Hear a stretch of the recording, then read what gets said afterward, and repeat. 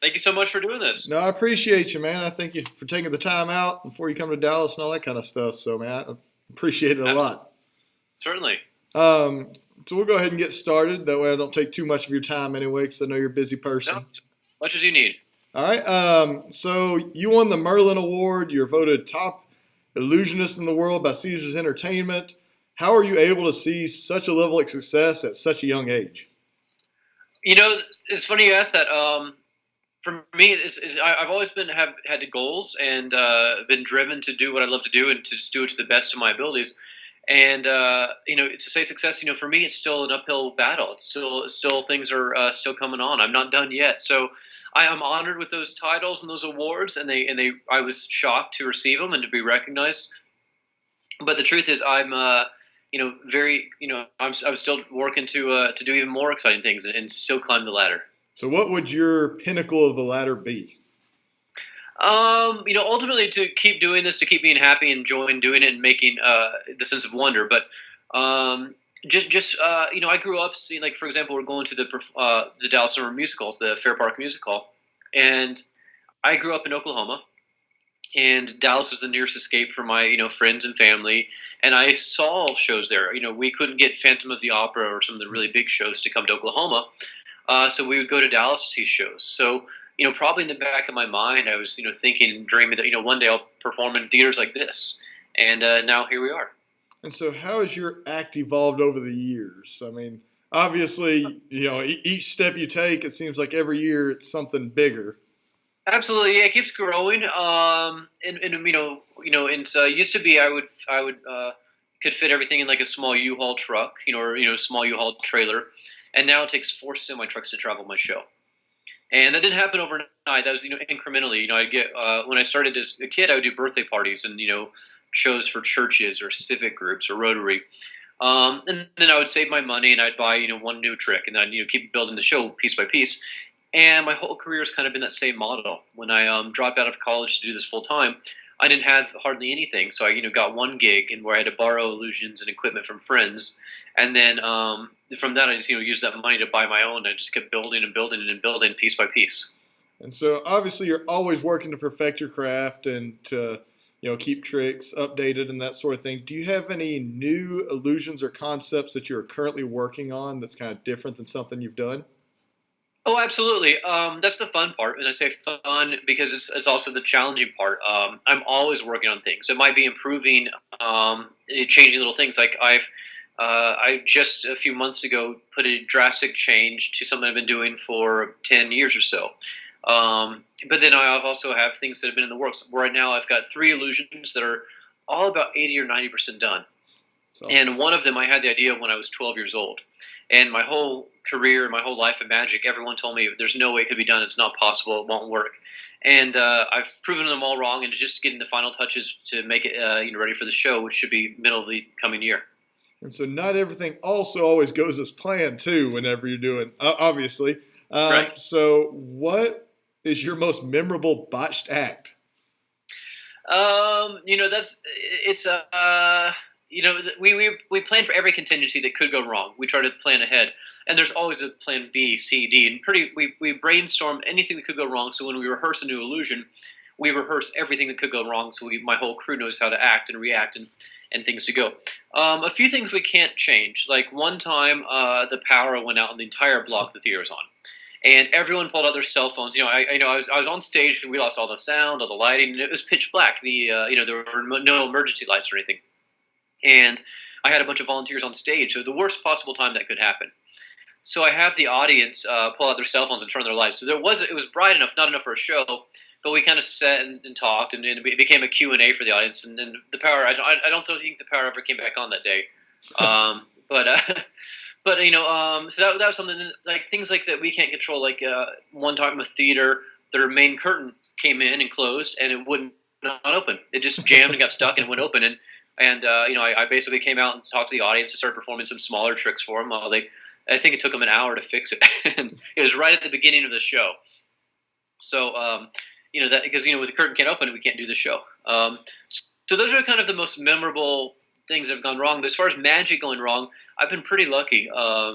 that I've got a really strong team, and we work really hard to make sure that it's live, so anything can happen. But we've been pretty lucky so far that no major disasters. So you got a Mickey Mouse shirt on there. I know you've said in other Yeah. interviews that Walt Disney and Jim Henson are kind of some of your biggest inspirations. Yeah. Why Yeah. those guys over, say, somebody in your actual career field?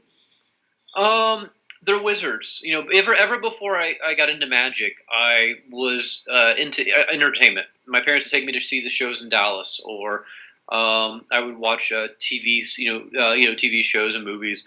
And I was really, and all my book reports as kids were on Walt Disney or Jim Henson or Steven Spielberg, and I was really into that. When I saw magic, I said, "Oh, that's my path. That's what I'm going to do."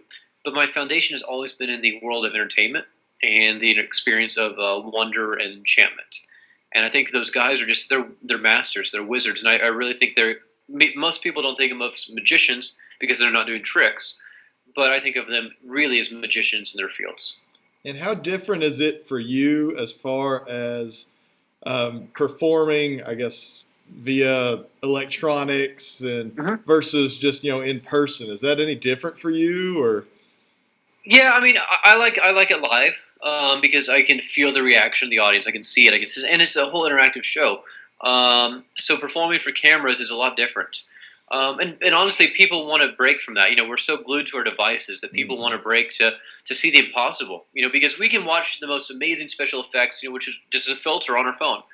But to see something with your own eyes that's physically impossible, that's what real magic is. And you were also on America's Got Talent, and you had a lot of success on there. What made you choose to open with the illusion that you did? So, to be honest, I didn't know that I would be able to do more than one episode that year. And because my schedule was so booked up, I was like the week after I filmed that one, we were in Europe for 2 months. And then from that, I was booked all summer. And so I really thought it was just going to go on. We'd go on the show, do one illusion, get a bunch of YouTube views, and get some marketing. So we picked that one as a strong one. It was interactive, and they'd seen my show, and that's one of the ones they requested too. So it was kind of a mutual decision, but I really didn't anticipate I'd do more than one episode just from my schedule. But once I went there and saw how big of a production is, how big of a deal the show is, I was like, this is a big deal. I should try to do it. So I canceled some tour dates in Europe, and I flew home for round 2, and I canceled some summer dates so I could go back. So I really, made it work after I realized how big of a scale the show was. Because I travel so much, I hardly ever watch TV. So what would you consider your greatest accomplishment so far? It's just the fact that I get to do what I love to do, and I get to travel the world, and every day I wake up and I say, wow, I'm still living my dream, and that's amazing because most people don't get to do that. So for me, it's a very broad thing, just the fact that I get to do the impossible and travel all around the world doing it. So if I could put you on the spot right now, could you perform an illusion as we speak? Oh, gosh. I'm at my house, and I don't know if I have anything here. I probably could. Let me think here. Let me see if let me run in my office, see what I've got on my desk, and see if there's anything different for you. 1 second. It's a maybe, so let me see. That's all right.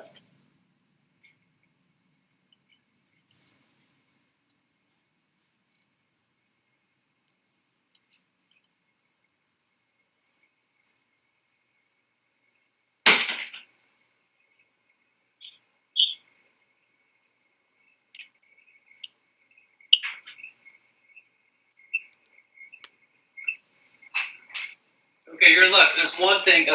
Right. We have merchandise. I bought some of my first magic tricks at the magic shows I would see. And one of the questions I'm most often asked is how people can become magicians or get into it. So we sell some of the beginner tricks that I love at my show, and I just got this in as a demo for what we're going to sell. So I'm trying to demonstrate here. You can see all these cards are blank. Mm-hmm. And on the other side, they're also blank here too. And this is a cool trick because all you have to do is think of a card. And if you think of a card, let's see here. You can see, see all the cards. Let me try to make sure you see that they're all blank. Yes. Right. But just by thinking of one card, you can snap, and it will just jump. It will magically print itself like that. It's awesome. Yeah. And the cool thing is, whenever you have them printed like this, you actually get a whole deck that prints itself just like this. Like, here we go. Oh. There we go. So this So just came in today. I haven't played with it yet, but it's called the Blank Deck, and it was one I did as a kid. I haven't touched it in maybe, I don't know, um, 20 years, but it's something we're about to put back out as an offering. But all these cards just erase themselves again. So nothing too exciting, but this is just got lucky. This was on my desk as something to look at and see how we wanted to package it. what would you say would be the best if you were just to start off base, bar none, you have nothing? What just simple trick would you just tell somebody to start off with or illusion? Um, well, I went to the library when I was a kid, and I got every book they had on magic. And I mean, there are a lot of basic tricks you can do with. Obviously, cards are one of the most common props magicians use, but you can do things with cups and cotton balls and popsicle sticks and real basic magic because it's really more about the wonder and the excitement than it is about the magic itself. Right. Well, man, I appreciate you. Thank you very much for taking the time. What are you planning on doing around Dallas? And I mean, you're here for several days. You I plan on am. doing anything special while you're here? Always. I have a ton of friends and family in the area, so I'm sure I'll go out and see them all, and and have a great time. All right. Well, I'll be at AT's and all the typical stops. well, I appreciate you for taking your time out of the day. Like I said, I know you're super busy, and I look Oh, forward to absolutely. Thank seeing you so you. much. It's been fun.